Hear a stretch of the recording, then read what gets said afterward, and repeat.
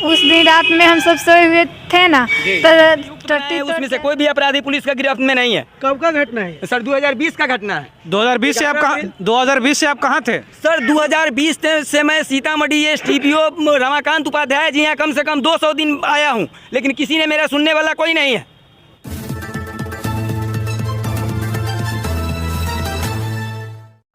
Hello, नमस्कार, welcome. आपका SS national में स्वागत है। मैं कमर अफजल आप लोगों का SS नेशनल में स्वागत करते हैं। आज हम लोग डुमरा में हैं, जो SP ऑफिस के जस्ट बगल में है। यहाँ पर एक परिवार बैठा हुआ है, जिनके बेटी के साथ 2 साल पूर्व सामूहिक रेप करके हत्या कर दिया गया था। और उन अपराधी को, उसमें से केवल एक अपराधी को जेल हुआ। उसके बाद वो जेल से आने के बाद वो उनके दूसरे बेटी के भी साथ भी छेड़छाड़ और रेप की घटना करने के लिए, अंजाम देने के लिए वो तैयार है। हम उन लोगों से जानना चाहेंगे कि आखिर क्या हुआ। अनशन पर 1 सप्ताह से बैठे हुए हैं, आखिर परेशानी इनकी क्या है? आपकी परेशानी क्या है? सर, हमारे लड़की के जोड़े दुष्कर्म करके हत्या कर दिया गया है। जी। मैं 3 साल से लगभग भटक दौड़ भाग रहा हूँ, मगर कोई सुनने वाला नहीं है। और उधर गांव में जाते हैं तो अपराधी के परिवार लोग, अपराधी लोग बराबर हम लोग को धमकी देता है कि केस मैनेज कर लो, नहीं तो जो तुम पहले का लड़की के जोड़े हुआ है वो इसको भी करेंगे। ये पुनौरा थाना कांड संख्या 5520 संजना हत्याकांड से रिलेटेड है। इसमें ये सब आपके परिवार की लड़की है, इन्हीं लोग को धमकी दिया जाता है। बाबू, आप लोग को क्या धमकी दिया जाता है? जी। कौन धमकी देता है? लड्डू लाल, पप्पू, यही सब, उसका भाई सब देता है। सब आपको धमकी देता है, आपके साथ भी छेड़छाड़ की घटना करता है? जी। तो इस तरह का हमारे पुनौरा थाना में चल रहा है, जिसके वजह से ये लोग परेशान होकर 1 सप्ताह से यहाँ पर आकर बैठे हुए हैं और SP साहब से, DM साहब से यहाँ पर इंसाफ की गुहार लगाते हैं। आखिर हम माता जी से जानना चाहेंगे कि ये मामला जो उनके साथ हो रहा है, उनको किस प्रकार की दिक्कत हो रही है कि आपके लड़की दूसरी लड़की के भी साथ भी छेड़छाड़ होता है? हाँ, होता है। हाँ। तो आप लोग थाना पे जाते हैं? थाना पे गए थे इस मामले को लेकर? यही मामले के लेकर नहीं गए हैं ना। तो इस मामले को लेकर आपने उन लोगों के विरुद्ध में नया कोई केस किए हैं उन लोगों के पास? सर, केस भी करते हैं तो कोई मतलब नहीं है। एक रोज हमारी लड़की अन्नू जो है ये रात में सोई हुई थी, इसको गवाही में है। इसको उठाने के लिए लोग रात में घर का टट्टी बट्टी तोड़ दिया। उस समय 1 बजे रात में हम लोग पुलिस को बुलाए थे। पुलिस बोला कि कल आके आप FIR करिए। हम FIR किए, लेकिन उसका भी कोई परिणाम नहीं निकला। सब फिर उसको बेल मिल गया, फिर बेल दे दिया पुलिस वाला। तो मतलब दूसरे लड़की के साथ टट्टी तोड़ के साथ भी फिर ये लोग छेड़छाड़ करता है? हाँ, करता है। क्या अनु, ये बात सही है? जी। क्या किया था उस दिन, हुआ क्या था? उस दिन रात में हम सब सोए हुए थे ना, तो टट्टी तोड़ के सब आए थे, लेकिन देखे नहीं कौन था। अच्छा, तो ये मामला है कि ये इस देश में कानून का राज है, बेटी पढ़ाओ बेटी बचाओ है। लेकिन इस तरह का मामला होगा तो फिर ये कैसे आप बेटी पढ़ेगी और कैसे बचेगी? इन्हीं तो जिला के अधिकारी का ऑफिस है, कार्यालय है, समाहरणालय वहाँ पर है। और हमारे साथ अभी यादव जी हैं, जिनकी परेशानी इतनी है कि बताना बहुत मुश्किल है। करीब इनके ज़िंदगी में बहुत बड़ा उथल पुथल हो जाने के बाद बिहार के मुख्यमंत्री और भारत के प्रधानमंत्री जो तमाम दावे करते हैं कि बेटी बचाओ बेटी पढ़ाओ, उसी दावों का पोल खोलता हुआ इनका ये पूरा हुलिया है। ये यहाँ पर धरना पर बैठे हैं। क्यों बैठे हैं यही जानने की कोशिश हम करते हैं। सबसे पहले यादव जी ये बताइए, आप धरना पे क्यों बैठे हैं? सर, हमारे लड़की के जोड़े सामूहिक दुष्कर्म हुआ है। कब? 2020 में 11 अप्रैल 2020 को जी। घर से अगवा करके उसको किडनैप, रेप का बलात्कार करके हत्या कर दिया गया है। और सीतामढ़ी प्रशासन कह रही है कि जमीनी मैटर है। अच्छा, मतलब आपने केस किया हुआ है? जी, मैं केस किया हूँ, उसमें FIR हुआ है। 4 के नामजद अभियुक्त बनाए हैं, उसमें से कोई भी अपराधी पुलिस का गिरफ्त में नहीं है। कब का घटना है? सर 2020 का घटना है। 2020 से आप कहाँ थे? सर 2020 से मैं सीतामढ़ी STPO रमाकांत उपाध्याय जी यहाँ कम से कम 200 दिन आया हूँ, लेकिन किसी ने मेरा सुनने वाला कोई नहीं है। किसी ने मेरा सुनने वाला कोई नहीं है। मैं 10 दिन से धरना स्थल पर बैठा हूँ, भूखे, पानी पिया हूँ जिंदा रहने के लिए, शरबत पिया हूँ, दूध पिया हूँ, अन्न का एक दाना नहीं है। लेकिन ये सीतामढ़ी प्रशासन मेरा सुनने के लिए तैयार नहीं है। ये लोग कहती है कि नाटक कर रहा है। मतलब यहाँ पर आपके साथ इतना बड़ा जघन्य अपराध होता है, इनके बेटी के साथ दुष्कर्म होता है, फिर उनकी हत्या कर दी जाती है। और सीतामढ़ी प्रशासन इनको क्या कहती है वो जानने का कोशिश हम प्रशासन के द्वारा आपको कहा क्या जाता है? प्रशासन के द्वारा हमको कहा जाता है तू नाटक कर रहा है, नाटक नहीं करो तो सब नाटक उतार देंगे। मतलब आपको धमकी दिया जाता है? धमकी दिया जाता है। कौन से अफसर के द्वारा? अब अफसर तो सब अफसर जितना भी आज तक मिला सब बस अल्ली टल्ली मारते गए, आश्वासन के सिवाय कुछ नहीं दिया। और जो ये अपराधी लोग हैं ना, इसका परिवार अगर मैं केस मैनेज करने के लिए हमको धमकी देता है, अगर केस मैनेज नहीं करता हूँ तो हमरा जो दूसरी लड़की है उसको भी ये लोग उठा के वही हाल करेगा। वो कहता है सामने से, तू केस नहीं मैनेज करेगा तो तोरा पूरा परिवार के खत्म करेंगे और वही हाल करेंगे जो तोरा पहली लड़की ये किया हूँ। अब सीतामढ़ी एसपी साहब से मिले हैं? मैं सीतामढ़ी एसपी साहब से 6 बार मिला हूँ, लेकिन सीतामढ़ी एसपी साहब किसी गरीब आदमी को सुनने वाले नहीं है। पता नहीं आवेदन देते हैं आप? आवेदन देकर मिला हूँ, आवेदन मेरे पास है, चलिए मैं दिखाता हूँ। क्या कहते हैं वो? कभी कहते हैं एसडीपीओ में जाओ, कभी कहते हैं, कभी पूछते हैं कि किसने किया, कभी कहता है कि बस इन्ना कहो कह करके रह जाते हैं। ये तो जांच करने का उनका विषय है, ये एसपी साहब का विषय है, थाना अध्यक्ष का विषय है जांच करने का कि किसने किया है, कि ये जो जिसके साथ विक्टिम है वो बताएंगे। सर इसमें कोई जांच नहीं। आप मेरा दरोगा जी के लिखा हुआ डायरी देखिए, उस डायरी में लड़की के साथ दुष्कर्म हुआ है। क्या एक लड़का एक लड़की को दुष्कर्म कर सकता है? जिस लड़की का हाइट 5 फीट 5 इंची हो, जिसका वजन लगभग 47 किलो हो, एक लड़का उसको रेप कर देगा?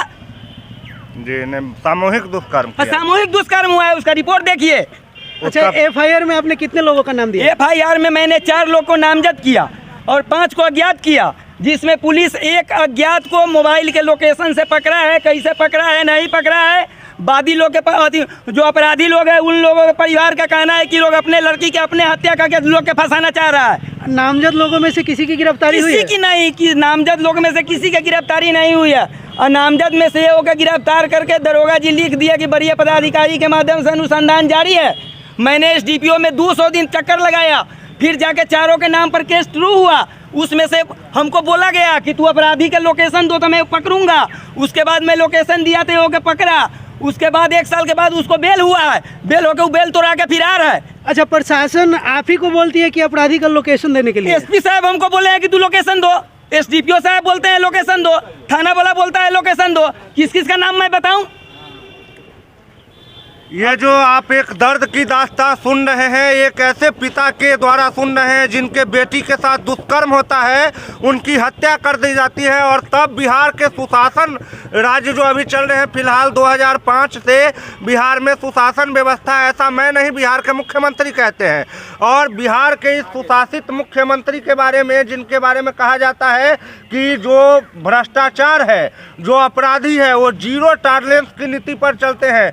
आपके साथ सुशासन राज्य में क्या सब हुआ है बताइए आप। कुछ नहीं, हमको सिर्फ प्रशासन की तरफ से डराया धमकाया गया है और कुछ नहीं। अपने बेटी के हत्या में अपने फंसेगा, अपने बेटी के हत्या में अपने फंसेगा, इतना ही कह के हमको टाला गया है। अगर हाँ मैं हत्यारा हूँ तो हमको फंसा के देखिए ना, सबूत तो दीजिए। मैं हत्यारा हूँ तो मैं सबूत देता हूँ। हमारे लड़की का जो दुष्कर्म हुआ है, एक लड़का एक लड़की को रेप कर सकता है सर?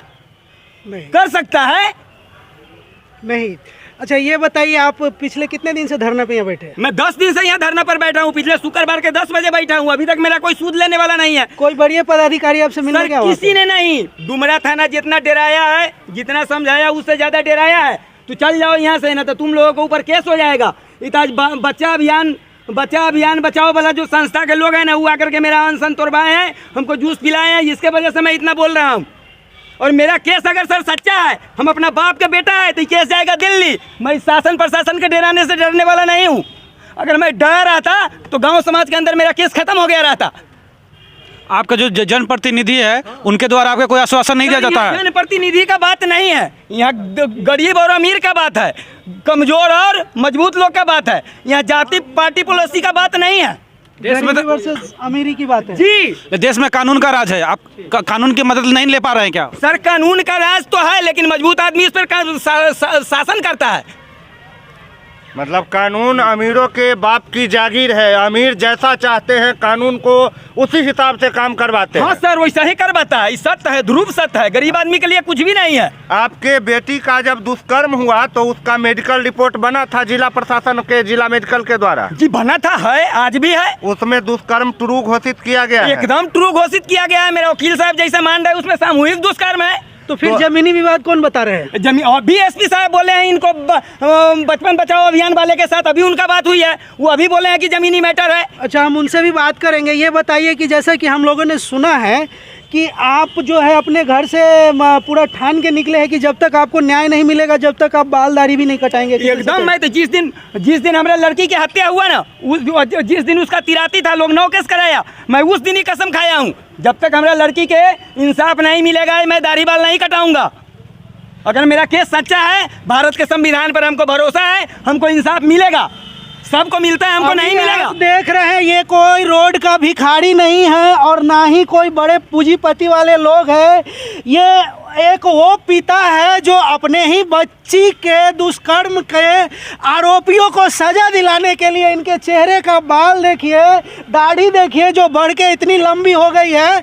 लेकिन ऐसा कहना है इनका कि स्थानीय जिला प्रशासन के तरफ से कोई आश्वासन इनको अभी तक नहीं दिया गया है जिससे इनके बच्चे को न्याय मिल सके। अच्छा ये बताइए, वो बच्ची अभी जीवित है या जीवित? घटनास्थल पर नहीं, मुर्दा पाई गई थी। उसको गला में फंदा लगा हुआ था, पैर पर उठकाया गया था, उसका पैंट से शराब और खून बह रहा था, जो कि दरोगा जी डायरी में भी लिखा है। और इतना सब कुछ होने के बाद भी अपराधी बेखौफ है जी। बिहार में सरकार बदली है 3-4 महीना पहले, और सरकार बदलने के बाद इस तरह के तमाम दावे वादे किए गए कि भ्रष्टाचारियों और अपराधियों की अब खैर नहीं। और उसके बाद एक बेटी का पिता उस देश में, जिस देश में बेटी को भगवान का दर्जा दिया जाता है, जिस देश का प्रधानमंत्री हर भाषण में एक बार कम से कम ये जरूर बोलता है कि महिला और बेटियों को सुरक्षा प्रदान करना हमारा प्राइमरी नीति, पहली नीति में है, उस देश में एक बेटी की हत्या हो जाती है दुष्कर्म के बाद, और उसका पिता जिला कलेक्टर ऑफिस के सामने इस तरह धरना प्रदर्शन करता है। इस पूरे घटनाक्रम को आप लोग किस तरह देखते हैं, ये कमेंट बॉक्स में जरूर बताइएगा। फिलहाल हम उस बेटी के बदनसीब पिता से जानने की कोशिश कर रहे हैं कि और क्या क्या इस पूरे प्रकरण में हुआ था। सर, इस प्रकरण में जितना यहाँ के स्टाफ लोग हैं ना, लगभग सब हमको देख रहा है 3 साल से भटकते हुए। इसमें बहुत ऐसा अधिकारी लोग हैं जो हमको पहचान रहा है, चिन्ह रहा है। पूछिए, मैं भटक रहा हूँ दिन रात, कोई सुनने वाला नहीं है मेरा। अच्छा, वो कहाँ है वो जिला अधिकारी के लोग जो आपके बच्चा बचाओ, बचपन बचाओ वाले अधिकारी लोग कहाँ हैं जिनसे हम बात करना चाहेंगे? अभी तो यही थे, वो उधर खड़ा है, देखिए उधर एक मैडम जी है, एक और लड़का कोई था। वो मैडम जी इधर आइए था, यही लोग जाके मेरा अनशन करवाया है। इधर आइए, हो आइए नहीं इधर, यहाँ पे लीजिए ना, यहाँ पे लेने में क्या? नहीं सर, हमको कहाँ बोले जाने के लिए, बोलते थे मैं चल गया रहा था। चलिए ठीक है, आपको दिक्कत क्या है?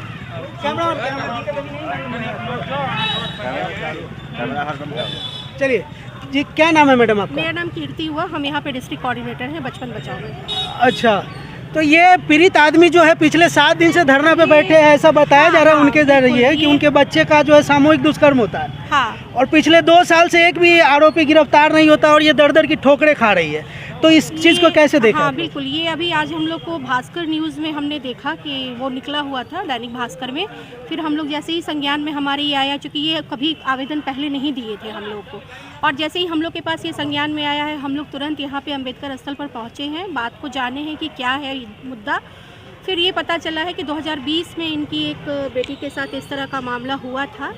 तो हम लोगों ने वो सारा, अभी तो पता चला, इन्होंने बताया कि वो सारा जो है वो बेल, एंटीसिपेटरी बेल लेके अभियुक्त जो है वो बाहर है, और उसी में से कुछ अभियुक्त के द्वारा पुनः इनको डरा धमका के केस सुलह करने का और इनकी दूसरी बेटी को भी उठा लेने का मामला आया है। तो हम लोग फिर एसपी सर से मिले हैं अभी। एसपी सर का कहना है कि जो भी नामजद थे आईओ जो उनका किए थे, उसमें अभी एक जो है वो जेल में ही है और एक को बेल मिल गया है। तो ये अभी प्रोसेस देखना है कि मे बी हम लोग अब कोर्ट से, चूँकि हाई कोर्ट से बेल मिला है उसे, तो यहाँ कोर्ट से तो फिर उसमें हम लोग अपील कर नहीं सकते हैं। अब हम लोग देखते हैं कि वहाँ अपील करते हैं। अच्छा, पीड़ित पिता जो है उनका कहना है कि दुष्कर्म का मामला है और एसपी साहब आपको जमीनी विवाद बता रहे, कितनी सच्चाई है इसमें? नहीं, एसपी सर का ये कहना नहीं था कि ज़मीनी विवाद है। इन्होंने कुछ और जो नाम दिया है उसके बारे में सर का कहना है कि वो ज़मीनी विवाद आपस में इन लोग को, चूँकि दयाद हैं वो लोग, तो सर का कहना है कि ये इन्वेस्टिगेशन का मामला है। और जो 2020 में जो कांड हुआ था उसमें लोग अभी एक जो है वो ऑलरेडी मतलब सज़ा में है, उनको बेल नहीं मिला है। और एक जो बाहर है उसका भी शायद परसों या कल कुर्की जब्ती हुआ है, फिर से सर का यही कहना हुआ है। बाकी चूँकि अभी इन्होंने हमें फिर एक आवेदन हमने मांगा है इनसे, जो है ये बच्ची के पिता हैं, चूँकि उनका कहना हो रहा है कि उनकी दूसरी बेटी के साथ भी धमकी दिया जा रहा है और उठा लेने का धमकी दे रहा है कि केस को उठाओ नहीं तो बेटी को उठा ले। अच्छा, आपको नहीं लगता कि इस तरह के संगीन मामले में अगर प्रशासन इतना सुस्ती दिखाएगी तो इस तरह की घटना और हमारे समाज में बढ़ेगी? हाँ, ये बिल्कुल है। ये क्योंकि मुझे लगता है कि ये पॉक्सो का मामला था और इस पर तुरंत कार्रवाई होनी चाहिए। अच्छा मैम, इस तरह के ट्रू रेप केस में अपराधी को बेल मिलती है क्या? नहीं, तो फिर नाबालिग इसमें अपराधी क्या इस केस में पॉक्सो एक्ट नहीं लगा था क्या? नहीं, पॉक्सो के तहत है ये। हाँ, मैंने केस का वो पढ़ा है, फाइल तो हुआ है पॉक्सो के तहत। और ये मुझे खुद भी लग रहा है कि पॉक्सो में बेल कैसे मिल गया, हाईकोर्ट से बेल कैसे मिला, ये एक समझने का बात है। तो कहीं ना कहीं सुपरविजन में कोई खामियां रही होगी। बिल्कुल, सुपरविजन में कहीं ना कहीं खामियां रही और कहीं ना कहीं कोर्ट में भी जो केस प्रोसीड इनके द्वारा जो वकील को करवाया गया है उसमें भी कहीं ना कहीं त्रुटि रही है। तो बचपन बचाओ आंदोलन जो हकीकत है उस पर कार्रवाई करेगा। और हमारे जो स्टेट कोऑर्डिनेटर है, राज्य समन्वयक, उनको हम लोग बना के लेटर यहाँ से भेज रहे हैं सारा चीज़। और हम लोग एसपी सर को भी एक आज मेल के द्वारा, राज्य समन्वयक के द्वारा मेल यहाँ किया गया है। पीड़ित परिवार को न्याय मिलेगा कि नहीं, दिलवाएंगे आप लोग? हाँ बिल्कुल, हम लोग की तरफ से तो पूरा आश्वासन है कि जो अगर हकीकत है तो हम लोग उसकी लड़ाई लड़ेंगे, बिल्कुल लड़ेंगे। जी बहुत धन्यवाद। ठीक है, थैंक यू। अभी आपने देखा किस तरह समाहरणालय के आगे एक पीड़ित परिवार ने धरना प्रदर्शन का जो कार्यक्रम है 8-9 दिन से चला रखा है। उनका आरोप है कि उनके लड़की का 2020 में उसके साथ मतलब दुष्कर्म करके और उसको हत्या करके और सामने रख दिया था।